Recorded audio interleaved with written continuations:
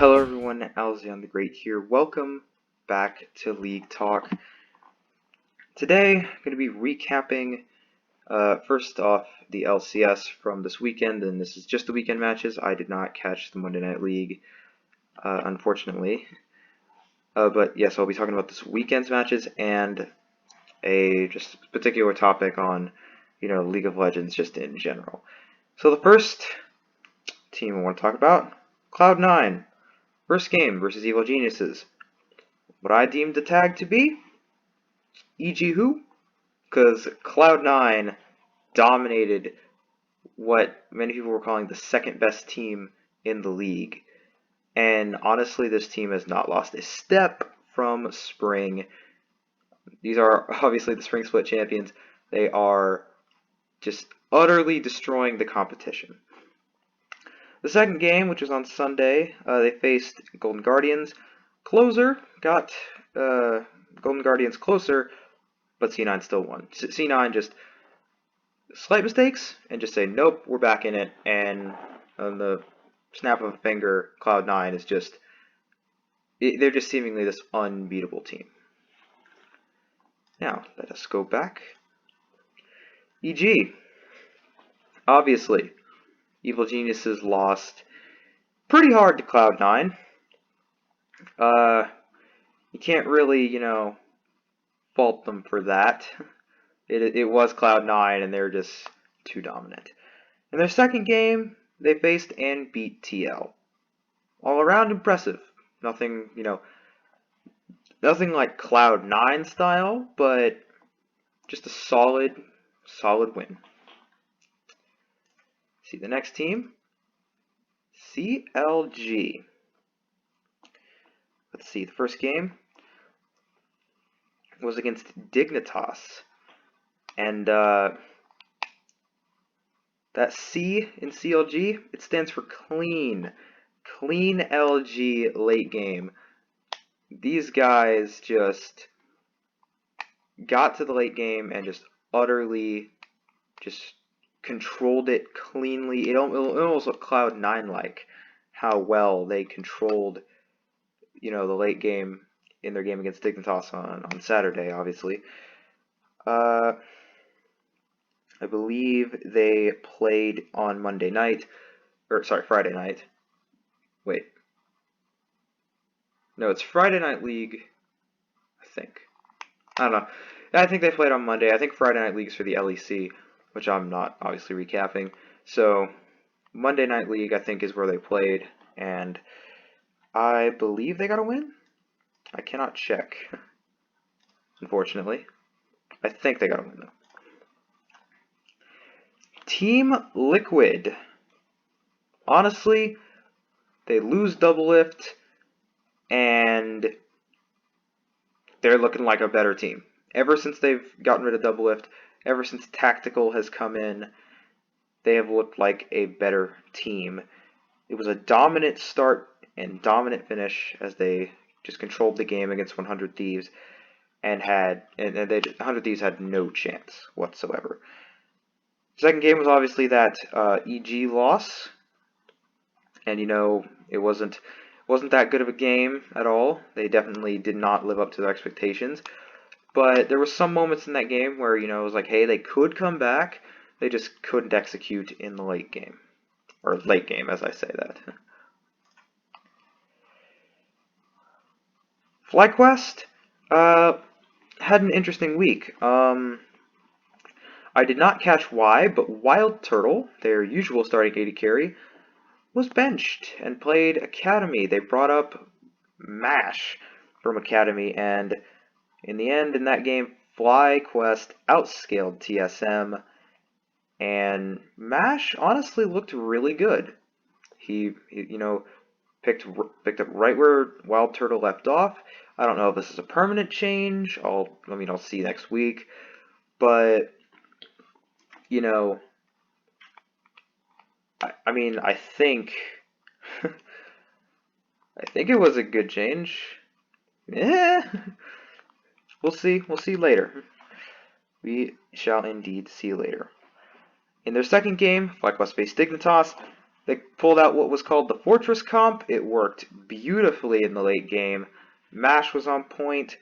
Uh, Ignar and Solo were on point, being the tanks, and it was just unbelievable. Actually, I think Ignar was on Rakan. I think Santorin was the other tank in that Fortress comp.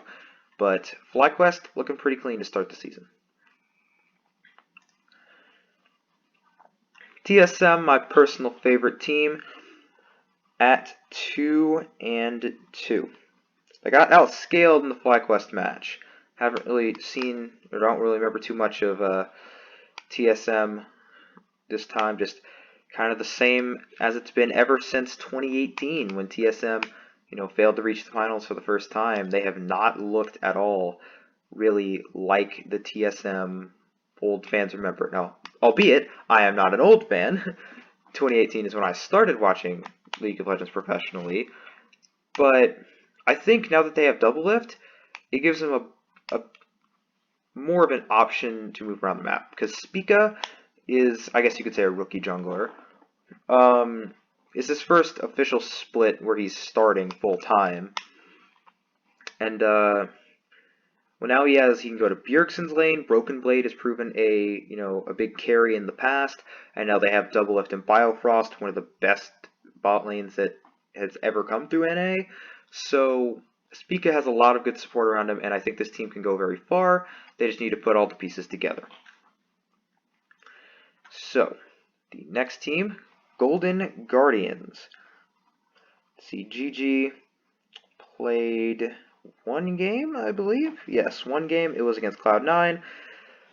Closer versus Blabber was the, big matchup for this week. And Closer did get Golden Guardians kind of close. I mean, it didn't, in the early game, GG wasn't getting hard stomped, but they certainly weren't, taking it to Cloud9 like a lot of analysts said they should, or all teams should if they want to win. But Closer got them closer, but they couldn't win. And obviously, I think their last other game was on whichever Monday or Friday night league spot is. I think it's Friday, I'm not sure. We'll see. If we go back, next team, 100 Thieves. First game, nothing much. Liquid was dominant from start to finish. Liquid has always gotten the better of 100 Thieves ever since 100 Thieves beat Team Liquid when they first met. They did not get a win on Team Liquid until the first game of the 2018 Spring Finals. And then after that, I don't really know how much they beat them, but they just haven't. I think the good news is for 100 Thieves is that Someday has made his return, and hopefully Someday can lead these guys back to success. I mean, all you can do is hope. In their second game, which was against Immortals, this is exactly what I was saying. Someday made his return. In that game, it was a top lead and a dominant victory. They rolled with Someday, and they just shut down Immortals from there. Someday is the carry. He should be the carry, and I wouldn't say funnel all your resources into him, but you have a stable bot side of the map with Cody, Sun, and Stunt. As long as Sologo doesn't fall too far behind, and Someday gets ahead, obviously, 100 Thieves should be okay, but obviously we got to see how the rest of the split pans out. Immortals at 0-4. Now, Immortals only played one game in the weekend broadcast. It was against 100 Thieves, and they lost. But I think the real interesting thing was them subbing out Xmithy. Xmithy is if I'm correct, a 6-time LCS champion. Like one of the most decorated players ever. And they subbed him out for Potluck. Am I saying Potluck's a bad player? No, I'm saying you subbed out a 6-time LCS champion. You think he's the issue. I don't know, but something's going wrong with Immortals. LOLTAK and Hakuho or the bot lane. I don't know. Ika, the mid laner. I don't know. Soaz, I'm sorry that you have to come into this situation, but he's here. Actually, I think it might have been Apollo and Hakuho that game. I'm not sure. I don't remember. And for Dig, I'm really sad to see them 0-4. Dig faced CLG and FlyQuest. Both games got stomped late. I mean, they have players I love. Avermoo's my favorite player. Johnson is the only, was the only rookie 80 carry last year. Really the only rookie last split. I keep saying last year. But something's not right with Dignitas. They need to turn this thing around. They have great players. Say what you want about Dardoch and his personality. He's still a good jungler. Phoenix, everyone knows him in mid. Viper's a decent top laner at this point.